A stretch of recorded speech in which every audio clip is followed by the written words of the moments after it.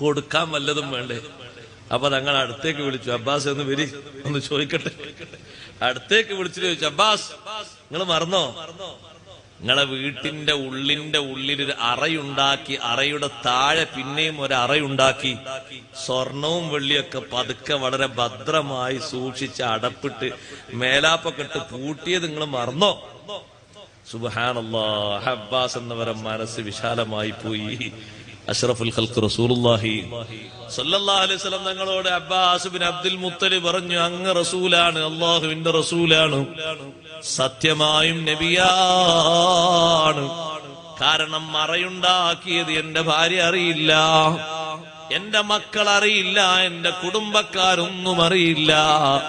ഞാൻ സ്വന്തം ചെയ്തൊരു ഏർപ്പാടാണത്. ഈ ഒരു വിവരം കൃത്യമായി തങ്ങൾ എന്നോട് പറഞ്ഞ പുരുഷന്മാര് സ്വർഗത്തിൽ പ്രവേശിക്കൂല. ആരാ നബിയെ? 3 വിഭാഗം ആളുകൾ. ചോദിച്ചപ്പോ തങ്ങൾ പറഞ്ഞു, ഒന്ന് അൽആഖുലി വാലിദൈഹി, മാതാപിതാക്കളെ വെറുപ്പിക്കുന്നവനാണ്, അവൻ സ്വർഗത്തിൽ പോകൂല എന്ന് പറഞ്ഞാല് ശിക്ഷയുണ്ടെങ്കിൽ ആ ശിക്ഷ നരകത്തിൽ വെച്ച് അനുഭവിച്ചതിന് ശേഷമേ സ്വർഗത്തിൽ പോകൂ. അല്ലെങ്കിൽ ഈ ചെയ്ത കാര്യം അവന്റെ വിശ്വാസത്തെ കളയുന്ന രൂപത്തിലായിട്ടുണ്ടെങ്കിൽ കാലകാലം അവൻ നരകത്തിലാണ്. അല്ലാഹു നമ്മളെ കാത്തുരക്ഷിക്കട്ടെ. ആ ചെയ്ത വൻകുറ്റം ഹലാലാകുന്ന പരുവത്തിലാണ് അവൻ ചെയ്തത്. ഈ വാപ്പാനും ഉമ്മാനും വെറുപ്പിച്ചുകൊണ്ടൊന്നും ഞാൻ നരകത്ത് പോകൂല. ഇറ്റങ്ങളൊക്കെ എന്നോ വെറുപ്പിക്കേണ്ടതാണ്, എന്നോ അടിക്കേണ്ടതാണ്, എന്നോ കൊല്ലേണ്ടതാണ്. ആ തരത്തിലുള്ള വിശ്വാസപ്രകാരം, ആ തരത്തിലുള്ള ആശയപ്രകാരം, മൂർച്ചപ്രകാരമാണ് അവൻ ചെയ്തതെങ്കിൽ അല്ലാഹ് ഹറാമാക്കിയത് ഹലാലാക്കിയിട്ടല്ലേ ചെയ്തത്. ആ നിലക്ക് നോക്കുമ്പോ അവന്റെ ഈമാന് പറന്നുപോയി. അങ്ങനെയെങ്കിൽ അവൻ തീരെ സ്വർഗത്തിലെത്തൂല, കാലകാലം നരകത്തിലാണ്. അതേ സമയത്തൊരു കുറ്റകൃത്യം എന്ന നിലക്കാണ് അവനിൽ നിന്നുണ്ടായത്. വേറൊരു വകുപ്പ് കൊണ്ടും അത് പൊറുക്കപ്പെട്ടു പോയിട്ടില്ല. അവൻ ബാപ്പക്ക് വേണ്ടി, ഉമ്മക്ക് വേണ്ടി കരഞ്ഞ് ഇസ്തിഗ്ഫാറും തൗബയും നടത്തിയിട്ടില്ല. അല്ലെങ്കിൽ അവരെ പ്രാർത്ഥന കൊണ്ട് അല്ലാഹു പൊറുത്തു കൊടുത്തിട്ടില്ല. അല്ലെങ്കിൽ അവരും പൊരുത്തം കൊടുത്തിട്ട് അല്ലാഹു മാപ്പ് കൊടുത്തിട്ടില്ല. വേറൊരു വിധേനയും പൊറുക്കപ്പെട്ടിട്ടില്ല. ആഖിറത്തിലെത്തുമ്പോ ആ ശിക്ഷയും കറയും അങ്ങനെ ബാക്കിയുണ്ടോ? എന്നാ നരകത്തിലെത്തിയിട്ട് ആ തിക്തഫലം അനുഭവിച്ചിട്ടല്ലാതെ സ്വർഗത്തിൽ പോകൂല. രണ്ടാമത്തെ ആള് വദ്ദയ്യൂസ്. ആരാ നബിയേ ദയ്യൂസ്? അത് ഞങ്ങൾക്ക് മനസ്സിലാകുന്നില്ല. ഇന്നതിന്റെ സമാനാണ്. അള്ളാഹു നമ്മളെ കാത്തുരക്ഷിക്കട്ടെ. സ്വന്തം ഇണയെ മറ്റുള്ളവർക്ക് ഉപയോഗപ്പെടുത്താൻ വിട്ടുകൊടുക്കുന്ന ഭർത്താവ്, സ്വന്തം ഭർത്താവ് മറ്റു ഇണകളുമായി സല്ലപിക്കുമ്പോ പ്രശ്നമാക്കാത്ത ഭാര്യയുമാണ്. ഇണകൾ തമ്മിൽ അന്യോന്യം ഫ്രണ്ട്സുകളെ സ്വീകരിച്ച് വേണ്ട വികാര വിചാരങ്ങളിൽ ഏർപ്പെടുമ്പോ മറ്റു ഇണക്കതൊരു പ്രശ്നമില്ല, ഒരു തടസ്സമില്ല. അത് സർവസ്വാഭാവികമായ രൂപത്തിൽ കണ്ട് അത് നിന്റെ ഒരു ബോയ് ഫ്രണ്ട് അല്ലേ, അവന്റെ കൂടെ നീ വേണമെങ്കിൽ സുഖിച്ചോന്ന് ഹലാലായ വാചകം കൊണ്ട് നിക്കാഹ് ചെയ്തെടുത്ത ഭർത്താവുതരങ്ങളെ ഇത് ഈ മനുഷ്യനും സ്വർഗത്തിൽ കടക്കൂല എന്ന് നബി സല്ലല്ലാഹു അലൈഹി വസല്ലമ തങ്ങൾ പറഞ്ഞു. സുബ്ഹാനല്ലാഹ്, തങ്ങൾ പറഞ്ഞു, വൽ മുൻഫിഖു സിൽഅതഹു ബിൽ ഹൽഫിൽ കാദിബീൻ. കള്ള സത്യം ചെയ്തുകൊണ്ട് സ്വന്തം ചരക്ക് ചെലവഴിക്കുന്നവൻ അവനും സ്വർഗത്തിലെത്തൂല. ഒരു പക്ഷേ ശിക്ഷ കിട്ടാതെ സ്വർഗത്തിലെത്തൂല. അല്ലത് ഹലാലായ രൂപത്തിലാക്കിയിട്ടാണോ ചെയ്തത്, എന്നാ കാലകാലം അവൻ നരകശിക്ഷയിലാണ്. കള്ള സത്യം ചെയ്തിട്ട് ചരക്ക് ചെലവഴിക്കാന്ന് പറഞ്ഞതിന്റെ അർത്ഥം മനസ്സിലായോ നിങ്ങൾക്ക്? ഒരു സ്ഥലം വാങ്ങിയിട്ട് ആ സ്ഥലത്തിനെ പറ്റി എത്ര വരും നിങ്ങൾ വാങ്ങിയപ്പോ? ഞാൻ വാങ്ങിയപ്പോ തന്നെ സെന്റിന് 90,000 ഉണ്ട്. സത്യത്തിലെന്നോണേ, അയാൾ വാങ്ങിയ 90,000-നല്ല 60,000-നാണ്. 60,000 എന്ന് പറഞ്ഞാൽ മതി. 60,000 വാങ്ങി ഞാൻ ഇപ്പൊ വിൽക്കാൻ ഉദ്ദേശിക്കുന്ന 90,000 പറഞ്ഞാൽ മതി. കേടൊന്നുമില്ല. ഇതിന് കേട് 2-3 കൊല്ലം ഞാനതിലിങ്ങനെ പരിപാലിച്ചു. എന്റെ കയ്യിലൊന്നും ഇപ്പോഴൊക്കെ സ്ഥലത്തിന് വില കൂടിയോണ്ട് ഞാനും ആ വിലക്ക വെക്കണമെന്ന് വെച്ചാൽ മതി. പക്ഷെ ഇയാൾ പറഞ്ഞു തുടങ്ങിയത് തന്നെ എങ്ങനെ? ഞാൻ വാങ്ങിയത് 90,000-നാണ്. അപ്പൊ അയാൾക്ക് വിറ്റ ആളോട് മറ്റാൾ പോയി ചോദിച്ചപ്പോ അയാൾ പറഞ്ഞു 90,000-നല്ല വിറ്റത്, 60,000-നാണ്. അപ്പറഞ്ഞു നോണേ. അപ്പൊ 90,000-നാന്ന് വാങ്ങിയത് പറയുമ്പോഴേ പിന്നെ 1,10,000 വരാൻ കഴിയുള്ളൂ. പുറത്ത് 20 കൂട്ടണ്ടേ. അങ്ങനെ വിൽപ്പന നടത്തണ്ട, അതിൽ വർക്കത്തുണ്ടാവൂല. നമ്മള് നേർക്കേറെ ലാഭം വാങ്ങിയാൽ മതിയല്ലോ, വർക്കത്തോ കിട്ടും. നമ്മൾ വാങ്ങിയ വില പറയും, ഞാൻ വാങ്ങിയത് 60,000-നാണ്, മറ്റാളെക്കെ വാങ്ങി, നിങ്ങൾ വിളിച്ചു ചോദിച്ചോളൂ. അപ്പൊ അയാളോട് മറ്റാൾ പോയി ചോദിച്ചു, നിങ്ങൾ 60,000-നാ വിറ്റ്. ഇപ്പൊ എത്രക്കാ വിൽക്കാൻ ഉദ്ദേശിക്കുന്നത്? ഇപ്പൊ ഒരു 80,000 കിട്ടണം. കാരണം ഇവിടെ പരിസരങ്ങളിലൊക്കെ ആ വിലക്കാണ് വിൽക്കുന്നത്. അപ്പൊ ഞാനൊരു 80,000-ന് കൊടുക്കാനാണ് ഉദ്ദേശിക്കുന്നത്. നിങ്ങൾ സൗകര്യം ഉണ്ടെങ്കിൽ വാങ്ങിക്കോട്ടെ. ഇതെറ്റൊന്നുമില്ല. എല്ലാ സമയത്തും ഒരേ വില ഒന്നും ആവൂലല്ലോ. നമ്മള് പഴയ കാലത്ത് ബസ്സിന് കൊടുത്ത ടിക്കറ്റ് ഇപ്പത്തെ ടിക്കറ്റൊക്കെ മാറ്റല്ലേ, അതുകൊണ്ട് വിലക്കെ മാറ്റം വരും. അതിന് കേടൊന്നുമില്ല. പക്ഷേ അതിലൊരു കളവ് വരാൻ പാടില്ല, ഒരു ചതിപ്രയോഗം വരാൻ പാടില്ല. പിന്നെ എന്റെ സ്വത്താണ് എന്ന് പറഞ്ഞ് ഞാൻ വിൽക്കുന്നത് എന്റേതാകണം. വേറൊരാളിൽ നിന്ന് ഞാൻ വിൽപ്പനക്ക് വാങ്ങി, എന്നിട്ട് അത് അങ്ങോട്ട് മറിച്ചു വെക്കുമ്പോ എന്റേതായിട്ടില്ല, എന്റേതാകാത്തൊരു സാധനം എന്റേതാന്ന് പറഞ്ഞാൽ വിറ്റ അതും കേടാ. എന്റേതാക്കിയാ മതി, പൈസ കൊടുത്ത് ഞാൻ എന്റേതാക്കി, എന്നിട്ട് അതിന്റെ റിക്കാർഡും കാര്യങ്ങളൊക്കെ ശരിയാക്കി ഞാൻ മറ്റൊരാൾക്ക് ഞാൻ ഉദ്ദേശിച്ചൊരു വിലക്ക് വിറ്റു, തകരാറൊന്നുമില്ല. അയാളിൽ നിന്ന് ഞാൻ വാങ്ങി, അയാൾക്കൊരു അഡ്വാൻസ് കൊടുത്തു, എന്റേതാന്നും പറഞ്ഞ് ഞാൻ വിറ്റു. എനിക്കും അയാൾക്കുള്ള ലാഭം ഈ വിൽപ്പനക്കാരിൽ നിന്ന് വാങ്ങി. അത് കുറച്ച് വിഷയമാണ്. എന്റെ സ്വത്താന്ന് പറഞ്ഞാൽ വിൽക്കുന്ന അയാൾ സ്വത്തായിട്ടില്ലത്.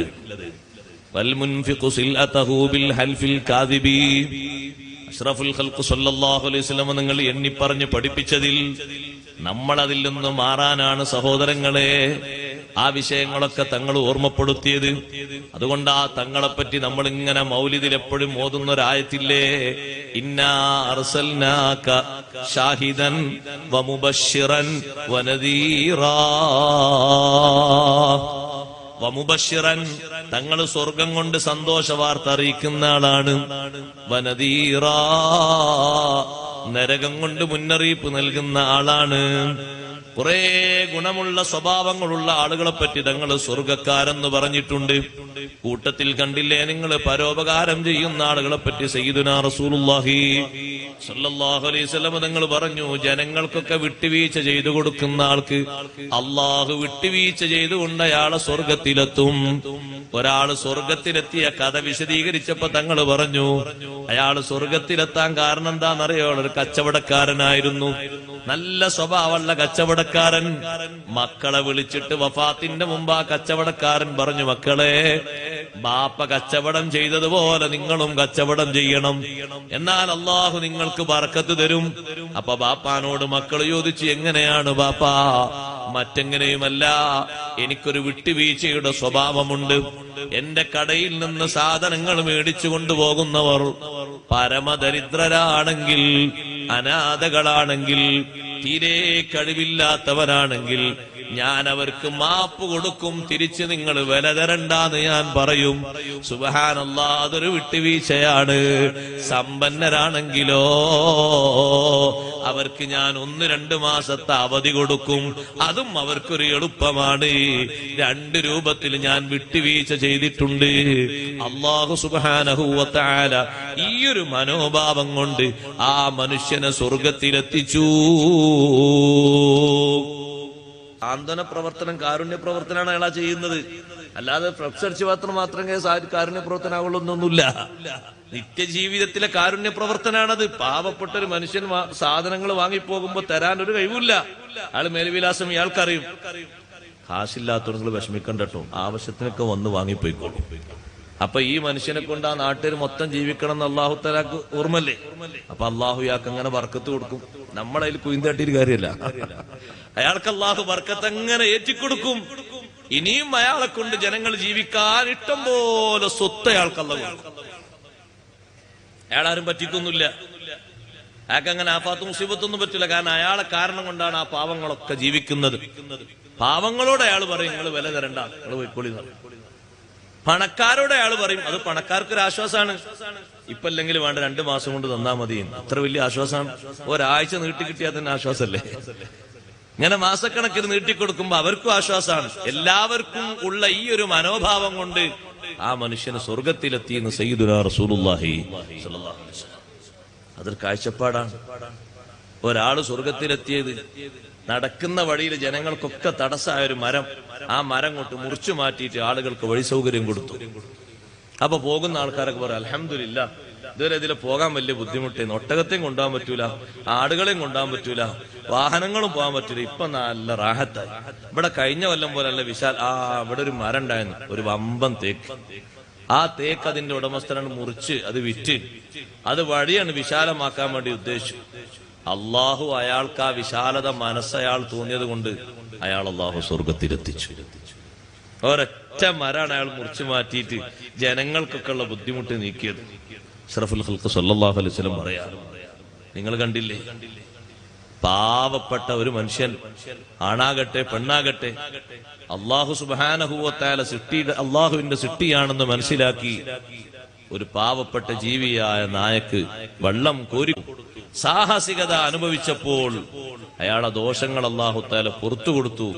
അയാൾ ആ ചെയ്ത പ്രവർത്തനം അള്ളാഹു സ്വീകരിച്ചു, അയാളെ സ്വർഗത്തിലെത്തിച്ചു. ആ നായ മണ്ണിങ്ങനെ നക്കി തുടച്ച് മാന്തി അതിന്റെ ഉള്ളിൽ എവിടെങ്കിലും നനവുണ്ടോ എന്ന് പരിശോധിക്കുന്നത് ഈ മനുഷ്യൻ കണ്ടു. നായന്റെ നാവ് കണ്ടപ്പോ ഉണങ്ങിയ നാവാണ്, വെള്ളം കിട്ടിയിട്ടില്ല. എന്നെപ്പോലെ അള്ളാഹുവിന്റെ ഒരു മഖ്ലൂക്കാണ് അതും, അതിനുമുണ്ട് ദാഹം എന്ന് മനസ്സിലാക്കി വെള്ളം കൊടുത്തപ്പോൾ ബഗിയായ വേശ്യാവൃത്തി ചെയ്യുന്ന ആ മനുഷ്യന്റെ വലിയ കുറ്റകൃത്യങ്ങളൊക്കെ അള്ളാഹു പുറത്തു കൊടുത്തു. ഈ നന്മ മുൻതൂക്കമാക്കി അള്ളാഹു സ്വീകരിച്ച് ആ മനുഷ്യന്റെ നന്ദി അള്ളാഹു കബൂൽ ചെയ്ത് അള്ളാഹ് മാപ്പ് ചെയ്തു കൊടുത്തു. ഏറെക്കുറെ നിസ്കരിച്ചിരുന്ന, നോമ്പ് നോറ്റിരുന്ന, സ്വതക്ക ചെയ്തിരുന്ന ഒരു പെണ്ണ് ഒരു പാവം പൂച്ചയെ കെട്ടിയിട്ടു. കെട്ടയിച്ച് വിട്ടെങ്കിൽ ഏതെങ്കിലും പ്രാണികൾ അത് ഭക്ഷിക്കാമായിരുന്നു, ഏതെങ്കിലും പുൽക്കൊടികൾ അത് ഭക്ഷിക്കുമായിരുന്നു.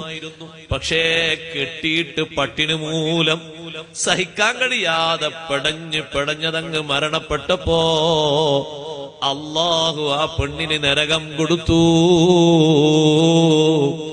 അമലുകളുണ്ട്, പക്ഷേ അള്ളാഹുവിന്റെ ഒരു സൃഷ്ടിയോട് ഒരു ചെറിയ ദയാവായ്പ നൽകാത്തതിന്റെ പേരില് അള്ളാഹു സുബ്ഹാനഹു വ തആല വലിയ വലിയ കർമ്മങ്ങളൊക്കെ ചെയ്ത ആ പെണ്ണിന് ഈ ഒരു നന്ദികേട് കൊണ്ട് അള്ളാഹു തആല വലിയൊരു ശിക്ഷയാ നൽകിയത്. അതുകൊണ്ട് സഹോദരങ്ങളെ, രണ്ട് വഴികളും നരകത്തിലേക്ക് പോകുന്ന വഴികൾ, അതിൽ നിന്ന് മാറി താമസിക്കാൻ, സ്വർഗത്തിലേക്ക് പോകുന്ന വഴികൾ, അതിലേക്ക് തന്നെ പോകാൻ, രണ്ടും വിശദീകരിച്ച് പഠിപ്പിച്ചു തന്നു സയ്യിദുനാ റസൂലുള്ളാഹി സല്ലല്ലാഹു അലൈഹി വസല്ലം തങ്ങൾ. ആ രണ്ട് മാർഗങ്ങളിലൂടെയും സഞ്ചരിക്കണം. സഹോദരിമാരെ പറ്റി സംസാരിച്ചപ്പോ തങ്ങൾ ഒരു ദിവസം പറഞ്ഞു, അർബഅത്തും മിനൻ നിസാഇ ഫിൽ ജന്ന വ അർബഅത്തും ഫിന്നാർ. സഹോദരിമാര് സ്വർഗത്തിലാണ്, 4 വിഭാഗം സഹോദരിമാര് നരകത്തിലാണ്. മുസ്ലിം സഹോദരിമാരെ പറ്റി തന്നെയാ തങ്ങളത് പറഞ്ഞത്. എന്നിട്ട് സ്വർഗത്തിൽ കിടക്കുന്ന സഹോദരിമാരിൽ തങ്ങൾ എണ്ണി പറഞ്ഞു, ഇംറഅതൻ അഫീഫ ത്വാഅതൻ ത്വാഇഅതൻ ലില്ലാഹി വലിസൗജിഹാ. നല്ല പതിവൃത്തതയോടെ ജീവിക്കുന്ന പെണ്ണ്, സ്വന്തം ഭർത്താവിനെ അനുസരിക്കുന്ന, അള്ളാഹുവിന് വേണ്ടി വഴിപ്പെടുന്ന, ഭർത്താവിനും വഴിപ്പെടുന്ന നല്ല പെണ്ണ്. അള്ളാഹുവിന് വേണ്ടി നിർബന്ധമാക്കിയ കാര്യങ്ങളിൽ വിഘ്നം വരുത്താതെ ഭർത്താവിനുള്ള കടമകളും കടപ്പാടുകളും ഒക്കെ നിർവഹിച്ച് നല്ല നിലയ്ക്ക് ജീവിക്കുന്ന പെണ്ണ് സ്വർഗത്തിലാണ്. വലൂദൻ സ്വാബിറാ. ആ പെണ്ണ് ധാരാളം മക്കളുണ്ട്, ക്ഷമയോടെ ജീവിക്കുന്ന പെണ്ണാണ്. ഖാനിയത്തൻ ബിൽ യസീരി മഅ സൗജിഹാ. ഉള്ളത് കൊണ്ട് ഭർത്താവിന്റെ കൂടെ തൃപ്തിപ്പെട്ട് കഴിയുന്ന പെണ്ണാണ്. അപ്പുറത്തേക്ക് നോക്കുമ്പോ അള്ളാഹു സമ്പത്ത് കൊടുത്ത് ഒരുപാട് സൗകര്യങ്ങളോടെ ജീവിക്കുന്ന കുടുംബങ്ങളെ കാണുമ്പോ ആ അതിർപ്പങ്ങൾ നിങ്ങൾക്കും എങ്ങനെയെങ്കിലും ഒന്ന് വാരിക്കൂട്ടിക്കൂടെ? എനിക്ക് വാരിക്കൂട്ടാം, ഞാൻ അതിന് മാർഗങ്ങൾ എനിക്കുണ്ട്. ആ മാർഗങ്ങളിലേക്ക് ഞാൻ പോകുമ്പോ നീ സമ്മതിക്കുമ്പോ ഏതാ മാർഗം? അതിന് 1-2 കാര്യങ്ങൾ ഉപയോഗിച്ചാൽ മതി. ഒന്നുകിൽ മയക്കുമരുന്ന് വിൽപ്പന നടത്തിയിട്ട് ലക്ഷപ്രഭുവായാൽ മതി, അല്ലെങ്കിൽ പലിശ വാങ്ങിയിട്ട് കോടിപതിയായാൽ മതി, അല്ലെങ്കിൽ ഏതെങ്കിലും ലോട്ടറിയോ മറ്റോ നറുക്കോ കിട്ടിയിട്ട് ലക്ഷപ്രഭുവായാൽ മതി. അവിടെയാണ് ക്ഷമിക്കുന്ന പെണ്ണ് പറയുന്നത്, വേണ്ട, അള്ളാഹു നിങ്ങൾക്ക് നൽകിയ ഹലാലായ അനുയോജ്യമായ ജോലിയുണ്ടല്ലോ, അതിൽ നിന്ന് കിട്ടുന്ന തുച്ഛമായ വേതനം കൊണ്ട് തൃപ്തിപ്പെട്ട് ജീവിതം മുന്നോട്ട് പോകാം. അതേ സമയത്ത് ക്ഷമിക്കാത്ത പെണ്ണ് പറയും, എങ്ങനെ വന്നാലും വേണ്ടിയില്ല, ജീവിതത്തിന്റെ സർവ്വ അതിർപ്പങ്ങളും കൈക്കലാക്കി സുഖലോലുപതയിൽ ജീവിക്കേണ്ടതുണ്ട്. നിങ്ങൾ എങ്ങനെ സമ്പത്ത് കൊണ്ടുവന്നാലും എനിക്ക് പ്രശ്നമില്ല. സ്വർഗത്തിലെത്തുന്ന പെണ്ണിനെ പറ്റി നബി സല്ലല്ലാഹു അലൈഹി വസല്ലം പറഞ്ഞത് ഖാനിഅതൻ ബിൽ യസീരി മഅ സൗജിഹാ, ഭർത്താവിന്റെ കൂടെ ഉള്ളത് കൊണ്ട് തൃപ്തിപ്പെട്ട് കഴിയുന്ന പെണ്ണാണ്. നിങ്ങൾ കണ്ടില്ലേ ഉമ്മഹാത്തുൽ മുഅ്മിനീൻ, നാളെ സ്വർഗത്തിലെ നേതാക്കളല്ലേ അവര്. ആഖിറത്തിൽ എല്ലാ സ്റ്റേജിലും അവര് നേതൃപദവിയിലാണ്. ആ മഹദിമാര് അഷ്റഫുൽ ഖൽഖ് റസൂലുള്ളാഹി സ്വല്ലല്ലാഹു അലൈഹി വസല്ലമ തങ്ങളെ കൂടെ ജീവിക്കുമ്പോ ബൈത്തുൽ മാലിൽ ഇഷ്ടം പോലെ സമ്പത്തുണ്ട്. തങ്ങൾക്ക് വേണമെങ്കിൽ അല്ലാഹു തആല ഇഷ്ടം പോലെ സമ്പത്ത് കൊടുക്കാൻ റെഡിയാണ്. പക്ഷേ ദുനിയാവിന്റെ ത്യാഗമാണ് തങ്ങൾ സ്വീകരിച്ചത്, ആഖിറത്തിന്റെ വിശാലമായ ലോകമാണ് തങ്ങൾ സ്വീകരിച്ചത്. ആ നിലക്ക് തന്നെയാണ് ഉമ്മഹാത്തുൽ മുഅ്മിനീങ്ങളും ഉള്ളത് കൊണ്ട് മതിയാക്കി തൃപ്തിപ്പെട്ട് ജീവിച്ചുപോയി. ധാരാളിത്തം വേണ്ടാന്ന് അവരങ്ങ് തീരുമാനിച്ചു. നോക്കൂ സഹോദരങ്ങളെ, ആ കൂട്ടത്തിൽ വലിയൊരു മഹദിയാണ് സയ്യിദത്തുനാ ബീവി ആയിഷ റളിയല്ലാഹു തആല അൻഹാ. ആ മഹദി തങ്ങൾ വഫാത്താകുമ്പോ 18 വയസ്സ് പ്രായമേ മഹദിക്കുള്ളൂ. ശേഷം ഒരു 10-40 വർഷത്തോളം വീണ്ടും മഹദി ജീവിച്ചിട്ടുണ്ട്. ആ ജീവിതം നയിച്ചപ്പോഴും ഇഷ്ടം പോലെ സ്വത്ത് സ്വഹാബത്ത് ആയിഷ ബീവിക്ക് ഹദിയയായി നൽകിയിട്ടുണ്ട്. മുത്തുനബി സല്ലല്ലാഹു അലൈഹി വസല്ലം തങ്ങളുടെ കാലഘട്ടത്തിൽ കാരക്കയുടെ കൊട്ട വരുന്നത്, പാൽപാത്രം വരുന്നത്, അതുപോലെ വസ്ത്രങ്ങൾ വരുന്നത്, ഹദിയകളായിട്ടുള്ള പ്രസന്റേഷനുകൾ മുഴുവനും വരുന്നത് ആയിഷ ബീവിന്റെ വീട്ടിൽ മാത്രമാണ്. മറ്റൊരു ഭാര്യയുടെ വീട്ടിലും പ്രസന്റേഷനുകൾ വരാറില്ല. പാരിതോഷികങ്ങൾ മുഴുവനും ആ വീട്ടിലാ വരാറുള്ളത്. അത് മുഴുവനും അവിടെ സംഭരിച്ചു വെക്കുകയല്ല, ഓരോ ദിവസവും വരുന്നത് മറ്റുള്ള ആളുകൾക്ക് വിതരണം അപ്പോൾ നടത്തിക്കൊടുക്കുന്നു. അങ്ങനെയുള്ള പാരിതോഷികങ്ങൾ തങ്ങളെ കാലശേഷം വീണ്ടും അധികം സ്വഹാബത്ത് നൽകിയിട്ട് കച്ചവടക്കാരും സമ്പന്നരുമായ സ്വഹാബത്ത് ലാഭം കിട്ടുമ്പോൾ 1000 ദിർഹം, ഒരു 2000 ദിർഹം, 1000 ദീനാർ ലാഭവിഹിതം കൊണ്ടുപോയി കൊടുത്തിട്ടും ആയിഷ ബീവി റളിയല്ലാഹു അൻഹാ ആ ഒരു ചെറിയ മുറി കൊണ്ട് തൃപ്തിപ്പെട്ട് അവസാനം വരെ കഴിഞ്ഞു. അവരൊക്കെ സ്വർഗം നേർക്കുനേരെ കണ്ട് ജീവിച്ചവരാണ്. അവരെ ബറക്കത്ത് കൊണ്ട് അല്ലാഹു നമ്മളെ രക്ഷപ്പെടുത്തട്ടെ. ഉള്ളത് കൊണ്ട് തൃപ്തിപ്പെട്ട് ജീവിക്കുന്ന പെണ്ണാണ്. എന്നിട്ട് നബി സല്ലല്ലാഹു അലൈഹി വസല്ലം തങ്ങൾ പറഞ്ഞു, ദാത്ത ഹയാ, നല്ല നാണമുള്ള ലജ്ജയുള്ള പെണ്ണാണ്. ഇൻ ഗാബൻഹാ സൗജുഹാ ഹഫിളത് നഫ്സഹാ വമാലഹു. ഭർത്താവ് വിദേശത്തേക്കോ മറ്റു സ്ഥലങ്ങളിലേക്കോ ജോലിക്കോ മറ്റോ പോയാൽ സ്വന്തം ശരീരം കാത്തു സൂക്ഷിച്ചും അതാരുടെ മുന്നിലും പ്രദർശനത്തിന് വെക്കൂല. ഒരാൾ വീട്ടിലേക്ക് വന്നാലും കാണാൻ പറ്റാത്ത ആളാണെങ്കിൽ വാതിലിന്റെ മറവിൽ നിന്ന് ഹയാഓടെ സംസാരിക്കും. സംസാരിച്ചിട്ട് പിരിഞ്ഞു പോകും. മുന്നിൽ വന്ന് പ്രദർശന വസ്തുവായി നിൽക്കൂല. നല്ല ഹയാഓടെ ജീവിക്കുന്ന പെണ്ണാണ്. ഇപ്പൊ വീട്ടുമുറ്റത്ത് വന്നത് ഭർത്താവിന്റെ ഒരു കൂട്ടുകാരനാണ്. ഒരാവശ്യം അറിയാൻ വേണ്ടി വന്നതാണ്. ആ കൂട്ടുകാരനോട് എങ്ങനെ സംസാരിക്കുന്നു? വാതിലിന്റെ ഒരു പൊളിയങ്ങ് മറച്ചു വെച്ച് ആ പൊളിയുടെ ഇപ്പുറത്തുനിന്ന് സംസാരത്തിന്റെ ഭാഷ മാത്രം കേൾക്കുന്ന രൂപത്തിൽ പറയുന്നു. കമനീയമായ മുഖത്തിന്റെ പ്രദർശനമില്ല, ശരീരത്തിന്റെ വടിവത്ത ശൈലി കാണിക്കുന്നില്ല. നല്ല മറയോടെ ജീവിക്കാനുള്ള കഴിവുണ്ടോ? സ്വർഗമാണ്. നബി സല്ലല്ലാഹു അലൈഹി വസല്ലം തങ്ങൾ എണ്ണിപ്പറഞ്ഞ ഹദീസാണ്. സമ്പത്തും അതുപോലെ സൂക്ഷിച്ച് കൈമാറും. ഭർത്താവ് കൊടുത്തയച്ച അടുത്ത ആഴ്ച വരുമ്പോഴേക്ക് ആവശ്യത്തിന് വേണ്ടി ഉപയോഗിക്കാൻ കൊടുത്തയച്ച കാശുണ്ട്, ഒരു 2000 രൂപ. ആ 2000-ൽ നിന്ന് നിത്യജീവിതത്തിന് വേണ്ടി, മക്കളുടെ പഠനത്തിന്റെ ആവശ്യത്തിന് വേണ്ടി, അത്യാവശ്യത്തിന് വേണ്ടി കണക്കനുസരിച്ച് അങ്ങനെ ചെലവഴിക്കും. 2000 രൂപ ഒരു ഒരു ദിവസം കൊണ്ട് തന്നെ തീർത്ത് രണ്ടാമത്തെ ദിവസം മെസ്സേജ് അയച്ചു, കാശ് തീർന്നു, 1000 ഇങ്ങോട്ട് അയക്കണം എന്ന് പറയുന്ന ധാരാളിത്തമില്ല.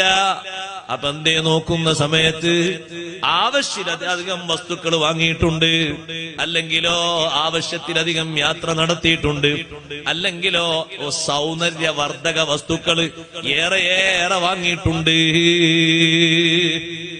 അങ്ങനൊന്നുമില്ല. പാകത്തിന് വേണ്ടതൊക്കെ വാങ്ങും. അങ്ങനെ സൂക്ഷിച്ചു. പിറ്റത്താഴ്ച ഭർത്താവ് വന്നപ്പോ കാശിതാ, അതിലൊരു 400 രൂപ ബാക്കിയുണ്ട്. ബാക്കി 1600 ചെലവായി. എങ്ങനെ ചെലവായി? ഇവിടെ 2-3 പിരിവിന്റെ ആൾക്കാർ വന്നിരുന്നു. ഒന്ന് നമ്മളെ മഹലിൽ ബന്ധപ്പെട്ടൊരു പിരിവ് തന്നെ, അതാ റെസീറ്റ് അവിടെ ഉണ്ട്, ഞാൻ 200 രൂപ കൊടുത്തു നിങ്ങളെ പേരിൽ. വേറൊരാള് വന്നപ്പോ വളരെ പാവപ്പെട്ട ആളാണ്, നാട്ടിലെ ആൾക്കാരൊക്കെ അയാളെ സഹായിച്ചിട്ടുണ്ട്, അപ്പൊ ഒരു 100 രൂപ കൊടുത്തു. അങ്ങനെ 300. വേറൊരാള് വന്നിരുന്നു, അതൊരു ഉമ്മയാണ്, ഒരു കുട്ടിനെയും പിടിച്ചു വന്നു, ഒരു എത്തീംകുട്ടിയാണെന്ന് കേട്ടപ്പോ സങ്കടമായ, അപ്പൊ അതിന് 200 കൊടുത്തു. അങ്ങനെയാണ് കൂടുതൽ ചെലവായത്. ബാക്കിയൊക്കെ നമ്മുടെ ജീവിതത്തിൽ ആവശ്യത്തിന് മീന് വാങ്ങിയിട്ടും മത്സ്യം വാങ്ങിയിട്ടും മാംസം വാങ്ങിയിട്ടൊക്കെ ചെലവായത്. അൽഹംദുലില്ലാഹ്. പാകത്തിന് ചെലവഴിക്കുന്ന ആ പെണ്ണിന്റെ കൂടെ ജീവിക്കാൻ മക്കൾക്കും കുടുംബത്തിനുള്ള ബർക്കത്ത് പോലെ വേറെ ആരുടെ കൂടെ ഉണ്ടാകൂല. പാകത്തിനത് ചെലവഴിച്ച് ജീവിച്ചു. ധാരാളിത്തത്തിന്റെ പേരിൽ ഒന്നും ദൂർത്താക്കിയിട്ടില്ല. കൊടുക്കേണ്ട മാർഗങ്ങളിലൊക്കെ ആവശ്യത്തിനനുസരിച്ച് കൊടുത്തിട്ടുമുണ്ട്.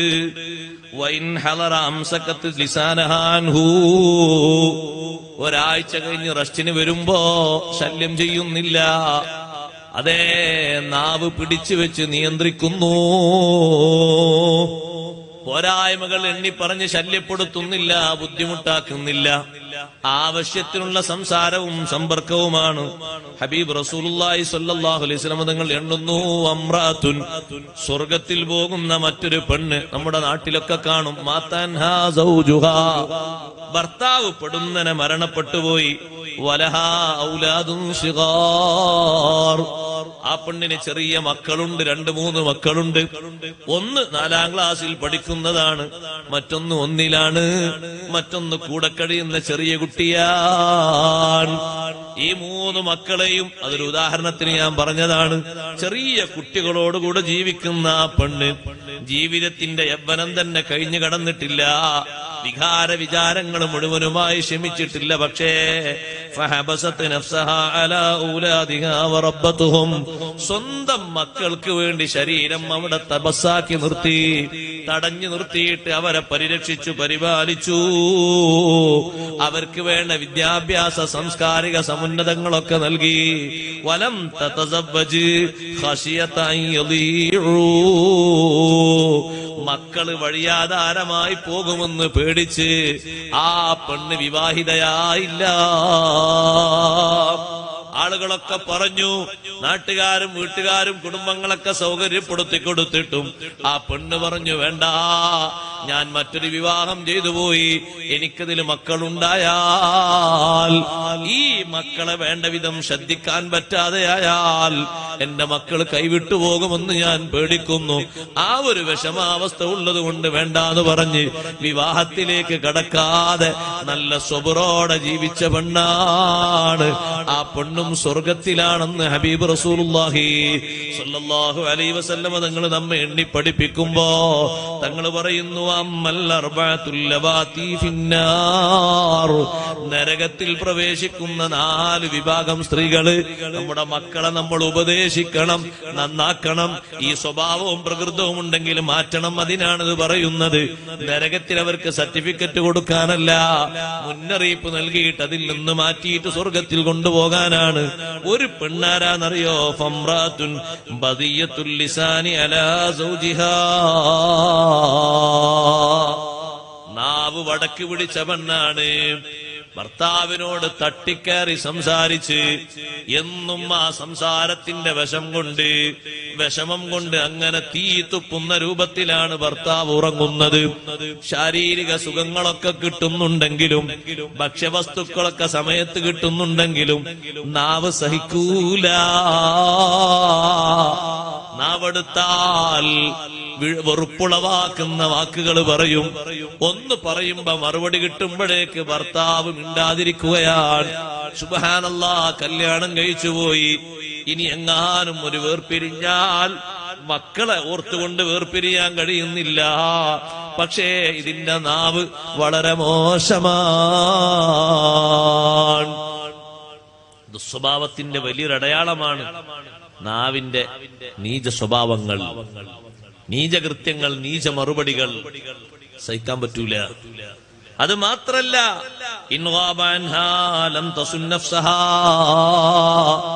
ഭർത്താവ് പോയാൽ സ്വന്തം ശരീരം സൂക്ഷിക്കൂല. ആർക്കും കയറി വരാം, ആരോടും സംസാരിക്കാം, ആർക്കും ആ വീട്ടിൽ വന്ന് സംസാരിക്കാം, വേണ്ട രൂപത്തിൽ ആ വീട്ടിൽ വന്ന് ഫോട്ടോ എടുക്കാം, ദർശന സ്പർശനങ്ങൾ നടത്താം.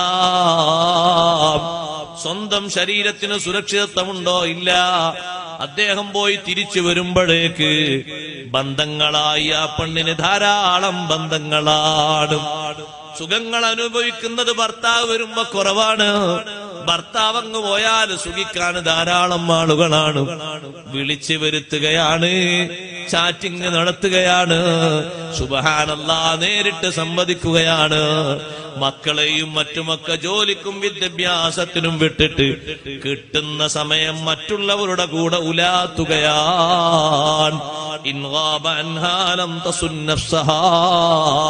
ഭർത്താവ് അപ്രത്യക്ഷനായാൽ സ്വന്തം ശരീരത്തെ കാത്തു സൂക്ഷിക്കാത്ത പെണ്ണാണ്.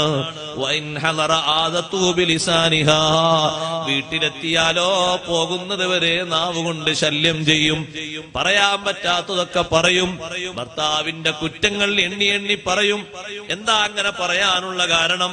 ഭർത്താവിന്റെ അസാന്നിധ്യത്തിൽ കുറെ ആളുകളുമായി ഇടപഴകുമ്പോ അവരിൽ ഒക്കെ കണ്ട സൗന്ദര്യങ്ങളുടെ കുറവ് ഈ ഭർത്താവിനുണ്ടെന്ന് കാണുമ്പോ അയാളെ പറഞ്ഞ് വിഷമിപ്പിക്കുകയാണ്. സുബ്ഹാനല്ലാഹ്, വിഷമം തീരൂല. കാരണം അസാന്നിധ്യത്തിലാ പെണ്ണ് ബന്ധപ്പെടുന്നതും സംസാരിക്കുന്നതും സമ്പർക്കത്തിലാകുന്നതും സ്വന്തം ഇണയേക്കാൾ സൗന്ദര്യമുണ്ടെന്ന് തോന്നിപ്പിക്കുന്ന തരത്തിൽ എന്തെങ്കിലൊക്കെ വർത്തമാനങ്ങളോ സുഖങ്ങളോ സൗകര്യങ്ങളോ നൽകുന്നവരുടെ കൂടെയാണ്. അപ്പൊ ഇദ്ദേഹം തിരിച്ചു വരുമ്പോ ചിന്തിക്കുന്നത്, ഈ മനുഷ്യന് ഇങ്ങനെ ജീവിക്കാൻ പറ്റുന്ന, ജോലിയെടുത്ത് ദീനിയായി ജീവിക്കാൻ പറ്റുന്ന ഒരാള് മാത്രമാണ്. അടിച്ചുപൊളിയില്ല. എന്താണ് സഹോദര സഹോദരി അടിച്ചുപൊളി? അത് ഹലാലായ രൂപത്തിലുള്ള സുഖങ്ങളാണ്. അതാണ് സത്യത്തിൽ അടിച്ചുപൊളി എന്ന് പറഞ്ഞത്. ഹറാമായ രംഗങ്ങൾ സൃഷ്ടിക്കുന്നതിന് അടിച്ചുപൊളി എന്നല്ല പറയുന്നത്. അതിന് ശിക്ഷയുടെ പൊളി എന്നാ പറയേണ്ടത്. അത് നരകത്തിലേക്കുള്ള മാർഗമാണ്, നരകത്തിലേക്കുള്ള മാധ്യമമാണ്. അതുകൊണ്ട് നാവിനെ സൂക്ഷിക്കാത്തവരാണെങ്കിൽ നല്ലോണം പറഞ്ഞു ഉപദേശിക്കണം. സയ്യിദത്തുനാ ബീവി ഫാത്തിമത്തു സുഹ്റ ഒരു വാക്ക്, ഒരൊറ്റ വാക്ക് അലി ഇബ്നു അബീ ത്വാലിബ് റളിയല്ലാഹു അൻഹുവിനോട് ഏറെ പറഞ്ഞു. ആ വാക്കിൽ നിന്നൊരു മാപ്പ് കിട്ടാൻ ഫാത്തിമ ബീവി റളിയല്ലാഹു അൻഹ അലിയാരെ ചുറ്റും കറങ്ങിയത് 72 തവണയാണ്. ചുറ്റും കറങ്ങിയിട്ട് അലിയാരോട് പറഞ്ഞു, അലി, എനിക്ക് മാപ്പാക്കണേ, എനിക്ക് വിട്ടുതരണേ. എന്റെ ശബ്ദം ശവിക്കുന്ന സഹോദരിമാരെ, ഉമ്മമാരെ, ആരാണ് ഫാത്തിമ റളിയല്ലാഹു അൻഹാ? സയ്യിദത്തു നിസാഇ അഹ്ലിൽ ജന്ന, സ്വർഗീയ വനിതകളുടെ നേതാവല്ലേ ഫാത്തിമ ബീവി റളിയല്ലാഹു അൻഹ.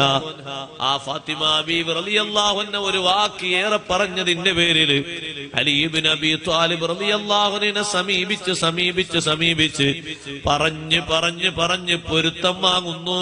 മനസ്സിൽ നിന്ന് നിർഗളിക്കുന്ന യഥാർത്ഥ പൊരുത്തം. വാക്കിന്റെ പ്രകമ്പനം കൊള്ളിച്ച് മനസ്സിന് വെറുപ്പുണ്ടാക്കി, നീറ്റലുണ്ടാക്കി, ക്ഷമയോടെ നടക്കുന്നൊരു ഭർത്താവ് ഒന്നും പറയാത്തതിന്റെ പേരില് പിന്നെയും മേക്കിട്ട് കയറിയാൽ എത്ര ഇബാദത്തും ഇൽമുമൊക്കെ ഉണ്ടെങ്കിലും ആ ഒരു ദുസ്വഭാവത്തിന്റെ പേരിൽ നരകത്തിൽ പോകേണ്ടി വരും. ഫാത്തിമ റളിയല്ലാഹു അൻഹ ഈ സംഭവം പോയി പറഞ്ഞു ഹബീബ് റസൂലുള്ളാഹി സ്വല്ലല്ലാഹു അലൈഹി വസല്ലം തങ്ങളോട്. തങ്ങൾ ചോദിച്ചു, ഫാത്തിമ, ഇത്രയും തവണ നീ ചുറ്റിക്കറങ്ങിയിട്ട് അലി റളിയല്ലാഹു അൻഹു മാപ്പ് തന്നില്ലെങ്കിൽ പോയി കിടക്കേണ്ട സ്ഥലം ഏതാണെന്നറിയോ? നാളെ നരകമായിരിക്കും. സയ്യിദുനാ റസൂലുള്ളാഹി. നമ്മൾ പഠിക്കേണ്ട പാഠമാണ്. മക്കളെ നല്ലോണം പഠിപ്പിക്കണം.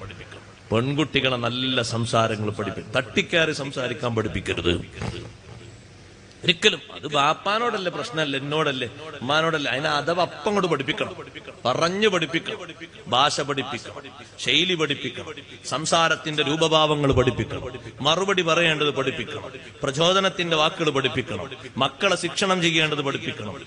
ആൾക്കാരോടെങ്കിലും എന്തെങ്കിലും അപമര്യാദയായ ഒരൊറ്റ വാക്ക് പറഞ്ഞാൽ സാലിമാമതങ്ങൾ പറയുന്നു അപ്പ പറഞ്ഞു ഉപദേശിച്ച് തിരുത്തിക്കൊള്ളണം. ഒരിക്കൽ വിട്ടുവീഴ്ച കൊടുത്താൽ പിന്നെ അതങ്ങനെ വളർന്ന് വളർന്ന് വളർന്ന് നിയന്ത്രിക്കാൻ കഴിയാത്ത രൂപത്തിലാകും.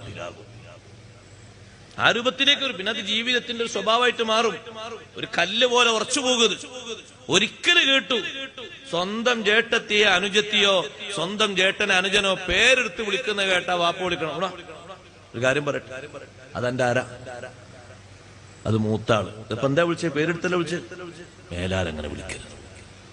കാക്കാന്ന് വിളിച്ചാൽ മതി, താത്താന്ന് വിളിച്ചാൽ മതി. ഇനി അങ്ങനെ പേരെടുത്ത് വിളിക്കുന്നത് എന്റെ ശ്രദ്ധയിൽ വിട്ടുപോകരുത്. ഒരിക്കലും ഉണ്ടാകരുത്. ഉപദേശങ്ങൾ കൊടുക്കണം, നല്ല നിർദ്ദേശങ്ങൾ കൊടുക്കണം. ഓന്റെ പേരെടുത്ത് വിളിച്ചൂന്ന്, എന്നെ പേരെടുത്ത് വിളിച്ചൂന്ന് ജേഷ്ഠത്തിയോ ജേഷ്ഠനോ എന്ന് പറയുമ്പോ നീ പേങ്ങോട്ടും വിളിച്ചോ എന്ന് പറഞ്ഞതിന്റെ അർത്ഥം ആ ബാപ്പ പരിഹസിക്കാനേ പഠിപ്പിച്ചിട്ടുള്ളൂ എന്നാ. ഓൻക്ക് ഞാട്ടൊരു പേരില്ല, നീ അതും വിളിച്ചോ, അപ്പൊ പകരായില്ല, റെഡിയായില്ലേ? ഓന്റെ പേര് വിളിച്ചു വാപ്പ. ഞാൻ എന്റെ 3 താഴെയുള്ള ആളാണ്, എന്റെ പേര് വിളിച്ചാൽ എന്നോട് സംസാരിച്ച് ഇതൊരു പ്രശ്നമാക്കണ്ട, ഓൻക്കൊരു പേരുണ്ടല്ലോ, ആ പേര് നീ അങ്ങോട്ട് വിളിച്ചോ എന്ന് പറഞ്ഞാൽ ഈ ഒരു ബഹുമാനത്തിന് കത്തിവെക്കുന്ന ആളാണ് ഈ നിർദ്ദേശം കൊടുക്കുന്ന ആള്. അങ്ങനല്ല അവിടെ നിർദ്ദേശം കൊടുക്കേണ്ടത്. ആ അനുജനെ വിളിച്ചിട്ട് പറയണം, മോനെ മൂത്താളാണ്, ഒരിക്കലും വിളിക്കരുത്. ജീവിതത്തിൽ അള്ളാഹു ബറക്കത്തെടുത്തു മാറ്റും. നിന്റെ മക്കള് നിന്നെ ഭാവിയിൽ ബഹുമാനിക്കാതെയാകും. മൂത്താളെ ബഹുമാനിക്കണം. മൂത്ത ജേട്ടന് നിന്റെ സ്ഥാനത്താണ്. ബാപ്പ പറഞ്ഞു കൊടുക്കണം മക്കൾക്ക്, ഞാൻ ഇല്ലെങ്കിൽ നിങ്ങളെ ഈ വീട്ടിലെ മുഴുവൻ കൈകാര്യങ്ങളും ചെയ്യേണ്ട ആളാണ് മൂത്ത ഇക്കാക്ക. അൽ അഖുൽ കബീറു ബിമൻസിലത്തിൽ അബി. സദഖ റസൂലുള്ളാഹി സ്വല്ലല്ലാഹു അലൈഹി വസല്ലം. മൂത്ത ജ്യേഷ്ഠൻ ബാപ്പാന്റെ സ്ഥാനത്താണ്. അതാരാ? മൂത്ത ജ്യേഷ്ഠനാ. മുന്നിൽ നടക്കാൻ പറ്റൂല, പിന്നില് കൈയൊണ്ടി സംസാരിക്കാൻ പറ്റൂല. വളരെ ബഹുമാനത്തോടെ ജ്യേഷ്ഠൻ അവിടെ അങ്ങനെ കുതാവത്തിന് നിൽക്കുമ്പോ നമ്മളങ്ങനെ ശരീരം കാലും കാലും കെറ്റിക്കാൻ പറ്റൂല. ബാപ്പാനെ പോലെ ബഹുമാനിക്കേണ്ട ആളാണ് മൂത്ത ജ്യേഷ്ഠൻ. ആപ്പല്ലേ നിയന്ത്രണങ്ങൾ ചോദിക്കേണ്ടതൊക്കെ മൂപ്പരോടാ. കാക്ക അങ്ങനെ ചെയ്യട്ടെ, ഇങ്ങനെ ഒരു വിഷയമുണ്ട്, ഇങ്ങനെ ചെയ്യട്ടെ, ഇങ്ങനെ തീരുമാനിക്കട്ടെ. സ്വന്തമായിട്ടും ചെയ്യാൻ പറ്റൂല. ബാപ്പാന്റെ സ്ഥാനത്താന്ന് തങ്ങൾ പറഞ്ഞതിന്റെ അർത്ഥം ബാപ്പ ഉണ്ടെങ്കിൽ നീ എല്ലാ കാര്യത്തിനും ആരോട് വയ്ക്കും? ബാപ്പാനോട് വയ്ക്കും. അപ്പൊ ബാപ്പല്ല, ബാപ്പ വഫാത്തായി പോയി. നീ ഒരു വീട് ഉദ്ഘാടനം ചെയ്യാൻ നിർവഹിക്കാണ്, ഡേറ്റ് ഒക്കെ കാണാണ്, കാക്കാനെ വിളിച്ചു ചോദിക്കണം, ഇങ്ങനെ ഒരു പദ്ധതി ഉണ്ട്, നിങ്ങളെ അഭിപ്രായം എന്നാക്കണ്, നിങ്ങളെ ഒഴിവോലാക്ക. എന്റെ ഒഴിവെന്നാണ്, അന്ന് നിങ്ങളോട് വരണമെന്നല്ല, നിങ്ങളെ ഒഴിവോലാക്ക. നിങ്ങൾ